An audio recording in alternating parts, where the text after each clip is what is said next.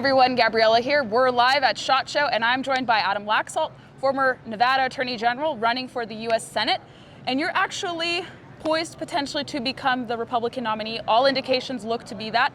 But it's great to join you at SHOT Show. Thank you for speaking with me. Thanks so much for having me. It's always, SHOT Show is one of our biggest conferences, and it's great to invite from all over the world and all over our country our incredible folks that are the backbone of our gun industry. And as you know, because you visit here, that this is a big deal for Las Vegas. It's a huge convention. It is, and Second Amendment rights are really big here in Nevada. Would you say so? And you're campaigning on that issue as well, nationally speaking too, right? You know, absolutely. The contrast between Cortez-Masto, the incumbent senator that was handpicked by Harry Reid just a few years ago, the contrast couldn't be greater on the Second Amendment. She gets a 0 from the NRA.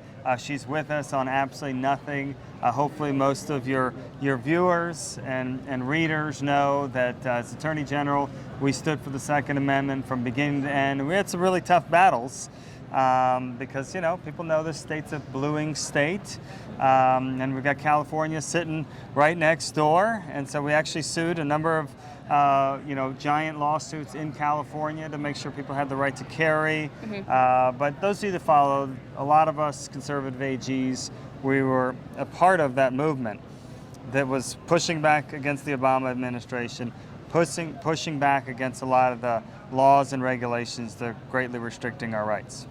What specific on the Second Amendment are you campaigning on and hope to deliver on if you were to be elected to the Senate? What positions? Concealed carry, reciprocity agreements, silencer deregulation, suppressor deregulation? What are you campaigning on? Well, of course, at the state level, we supported as much gun liberty as possible. I mean, the most important thing for me and the most important contrast for this race is having someone like me that's going to be able to help be part of the nomination process, someone that's going to be able to help, pick judges and vet people. My former Solicitor General is 45 years old. He's on the Ninth Circuit now. And as your viewers know, Lawrence Van Dyke, a current Ninth Circuit judge, he's doing some incredible stuff. He's writing some incredible opinions on a tough circuit. That's what I could bring to the table of really trying to make sure that we're digging deep. Don't get people that are just kind of flashing credentials or faking it just to get on the bench. We need to really drill down because, as the last few years have shown, our rights, our gun rights can be taken away just like that. Absolutely, and kind of segueing into a similar issue, conservation, land use is a really big issue here in Nevada. You guys have over 60% of federal lands across your whole state. Where do you think the incumbent has fallen short on promoting multiple use or, let's say, sound energy policies? Because it seems like they're drifting more so towards preservationist environmentalism versus true conservation. The bottom line is my opponent stands with, the green crowd. She stands with the radicals, just like she does with everything, by the way. We're a very, very centrist state right now. We're really probably center-right as an electorate. But she doesn't stand with the people on anything. And this green agenda that she stands with is exactly what's hurting our middle class. It's exactly what's already given us really high gas prices, really high energy prices. And for a party that pretends like they're the party of the middle class and the working class, I hope at least all our folks know that these policies are terrible for that. It's making that middle class lifestyle that just hundreds of thousands of people move to Las Vegas and Reno for that lifestyle, for a second shot. It's making it unaffordable.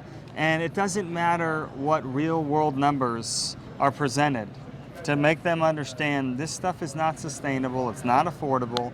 They continue to drive that agenda to appeal to their base. All of the above, is it still a feasible policy for Nevadans? Because your opponent likely wants to move away from oil and gas and exploring alternatives to just strictly solar and wind, which have shown to have a lot of limitations. Do you agree with her position, disagree with her position? There's no question that we need to be all of the above. And you know, this is an example where it doesn't matter what numbers or reality you present, you know, solar and wind is simply not enough. It'll never get the job done. As we know, the sun can stop shining, the wind can stop blowing, and these things take energy just to be able to set them up in the first place. As we know, storage takes energy, so we're always missing kind of a huge piece of the green energy, you know, movement that they talk about. But we need an all of the above solution. And the last 12 months of the Biden administration that Captain Cortez-Masto has shown, has supported, shows when you start going after these really radical policies, what does it give you? You know, they shut down any leasing in on federal lands. They shut down the Keystone Pipeline. They give a signal out that we're not going to do any more fracking or any of these other sources of energy.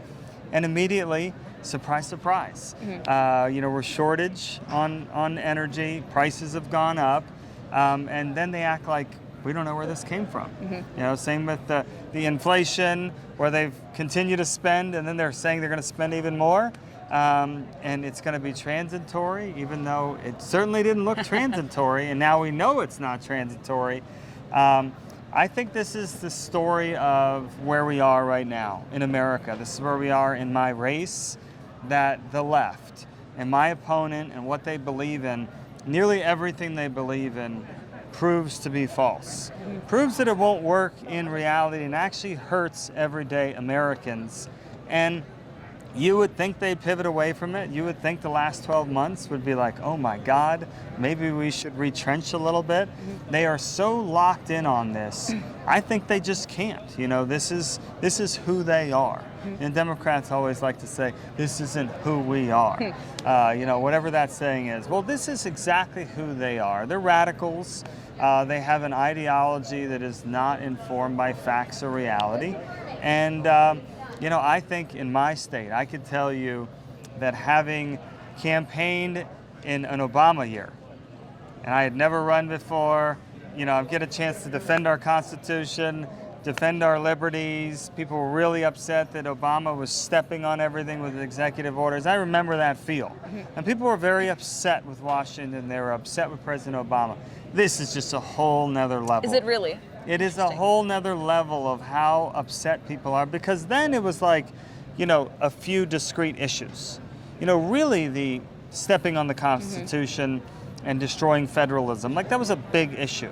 And, you know, all the elites and some of the media, you know, present company excluded, you know, they think our voters don't even understand the Constitution, don't understand federalism. Absolutely they do. They understand how important it is, how it's given us our liberties and freedom.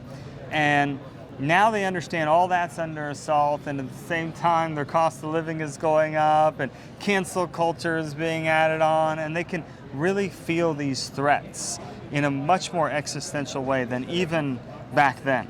And I just think that, you know, it's fine. People can wait to predict a tsunami all they want. We are in a tsunami right this second. People are ready to send a big message. Similar to the Second Amendment, but separate, are hunting rights. And I know you've advocated a lot for hunting rights. A lot of hunters in Nevada. What are you planning to do if you were to be elected to safeguard those rights? Because some of the Senate Democrats, including your potential opponent, have supported legislation to chip away at it on a whole host of different issues. Or generally speaking, why do you think it's important to safeguard hunting rights in addition to Second Amendment rights? You know, hunting is a way of life for a lot of people, and certainly Nevadans that are multi-generational, like they've hunted big parts of this state. It's a huge piece of bringing your son out, and I look forward to bringing I have a 4-year-old son now. I can't wait to do that with him. And so, you know, it's so outrageous these people will not accept this lifestyle. You know, how does it harm the left that people are choosing to go hunting on their weekends instead of sitting at Starbucks and drinking frappuccinos? Like, I just wish these people would finally learn to just let other people live different lifestyles and things that they care about. But, you know, obviously at the state level, that's one thing. At the federal level, I'm a reliable vote against anything that would limit hunting. And again, we need to make sure that in the judicial world, if you have any judges, they're going to be weighing in on this thing, that we have good judges that also understand these values. Indeed. Yeah, hunting is conservation, as we say, in the greater scope of things, and they want to move away from that model to a more public use model. Sort of unrelated to our conversation, but yeah, no, it's good that more Republicans like yourself understand that. There's a lot of money, there's no question, that comes in from hunting and the conservation efforts, and they always leave that piece off, that a lot of this stuff is almost fully funded by fees that hunters are paying. They're paying their way, and they're taking care of the environment along the way. So Adam, where could everyone follow your campaign, learn more about your platform, and perhaps maybe follow some of your advocacy on the Second Amendment and hunting issues? Sure, thank you so much. AdamLaxalt.com, it's pretty easy. And I could just tell you, this is the 51st seat. Many of you may know, Herschel Walker and I are the two races that are part of winning the majority. We're both winning today. We're both Trump endorsed, and things look really, really good, but certainly love your support. Thank you so much, Mr. Attorney General. Thank you. And thank you everyone for listening and watching this conversation.